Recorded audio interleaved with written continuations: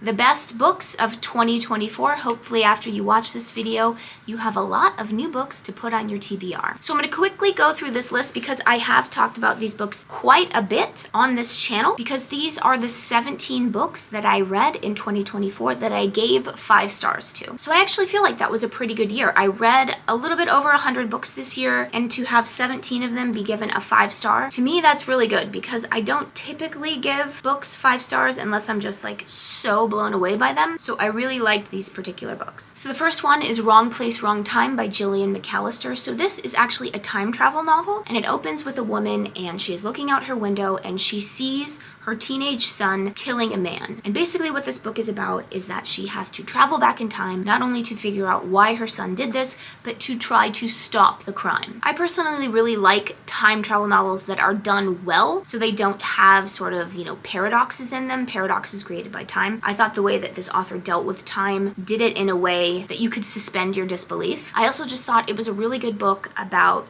people being people. What does it mean to be human? Why do people do the things that they do? Highly recommend it. Oh yeah, and in case you're wondering, I'm just doing these in the order that I read them. So next up is Jayber Crow by Wendell Berry. This is a very quiet novel. It is basically a novel about a small Kentucky town told from the eyes of Jayber Crow, who is the town barber. It's just a lovely book. If you love nature writing, if you love books like Anne of Green Gables, Winsburg, Ohio, Middlemarch, you will definitely love this book. So next up is, I finished the Harry Potter series. I read that with my daughter. I've actually never read Harry Potter, and reading it for the first time and through the eyes of my daughter, it was just a really fun experience. And then, having finished the 7th book, I really understood why Harry Potter is just a book that so many people love. Next up is Gold by Chris Cleave. Now this is a sports novel, although you don't have to like sports to like it. It's a very taut and propulsive novel. It makes you want to turn the page. It's about 2 British cyclists, and the way that the novel begins, sort of what kicks it off, is they believe that there are 2 spots to go to the Olympics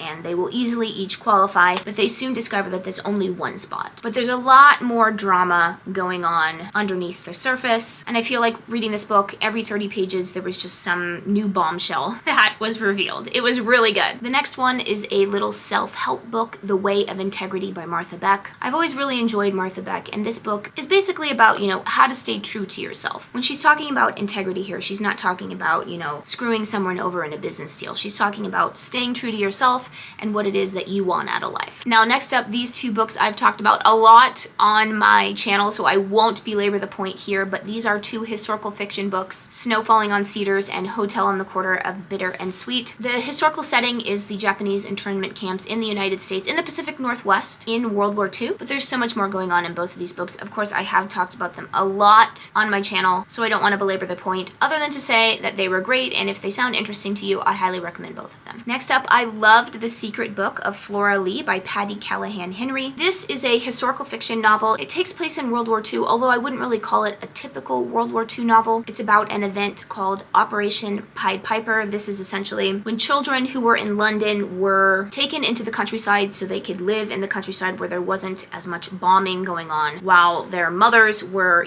working in London and their fathers were off, fighting in the war. Ultimately, this is about a missing child. Now, I don't usually like stories about missing children, but I'm not giving anything away. This book, it's very obvious that the missing child is still alive, so it's the mystery more of where is this child now. But it was really good. Next up, Les Miserables. So this is a classic that I gave 5 stars to. It is a very long classic. This edition has almost 1,500 pages. I will say that parts of this book are extremely tedious, and I read this book as a buddy read because I knew that I probably wouldn't get through it unless I had somebody sort of pushing me through it. But now that I had read it, I understand why this is such a beloved classic. It's such a beautiful story, and if you have any interest in reading it, I highly recommend going through the work that will be required to read the book. The way I tackled it is I really just tried to read, about 100 pages a week. That was only 10 pages a night, 5 days a week. So slowly I got through the book, and I'm really glad that I did. Next up, Tomorrow and Tomorrow and Tomorrow by Gabrielle Zan. So this is a story about 2 90s these kids, two friends, growing up in Los Angeles. They're part of the smart kids, and you know, like many smart kids do, they go off to the East Coast, they go to Ivy League schools, and they eventually become partners in a wildly successful video game company. So this book is really just a story of their lives, and the reason why I loved this book is because I felt like the characters were just so well drawn. Each character had their own flaws, and there were things about each character that maybe you didn't like, but overall, you were rooting for the characters, you were rooting for their lives, and I just thought it was a really good book. Next up is The Three Body Problem by Liu Cixin. So this is actually a trilogy. There are 2 other books that go with it. So I finished the whole series. I gave the whole series 5 stars. This is a science fiction trilogy. It's hard science fiction. It has a lot to do with quantum physics, and if you really like learning about quantum physics, I would highly recommend this book. But essentially it is about what this author imagines would happen if Earth were contacted by an alien species, and this alien species were antagonistic towards Earth and was basically going to take it over, and their technology was much more superior. What would happen? It was just so imaginative and philosophical. I just really loved it. Next up is Behind the Beautiful Forevers by Catherine Boo. So this is a narrative nonfiction book, and it is basically about a particular slum in India. This was a book that was hard. It was a hard book because there was a lot of just really sad things in it, but it was so well researched. It kind of blew my mind. And she talks about at the end how she reported this book, and I was just so in awe of what a good job she did that I just had to give it 5 stars. Next up is The Queen's Gambit by Walter Tevis. So if you have seen the Netflix series, this is basically the book that the Netflix series was based off of. I watched the series before I read the book, and even though I had seen the series, I still could not put this book down, even though ultimately I knew what happened. It was just so well written. Just, you know, I was just racing through it. Fantastic. Next up, The Color Purple by Alice Walker. Now, if you watch my channel, you've probably seen me talk about this book a billion times, so I won't belabor the point here, but I just loved this book so much. It's an epistolary novel, which I don't typically like. I don't know why. There's just something about letter writing novels that I just don't like, but this one just, it was so good that I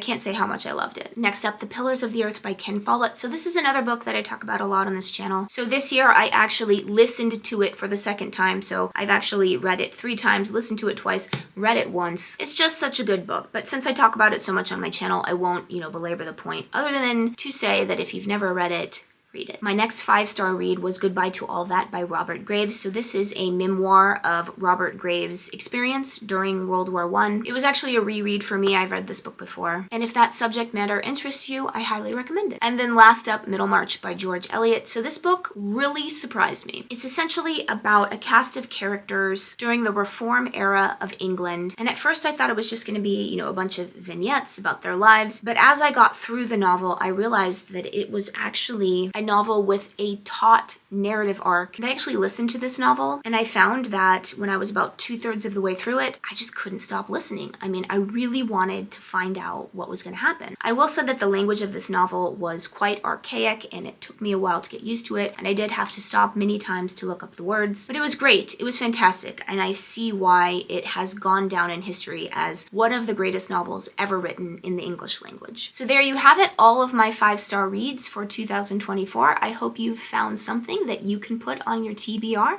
and as always, happy reading!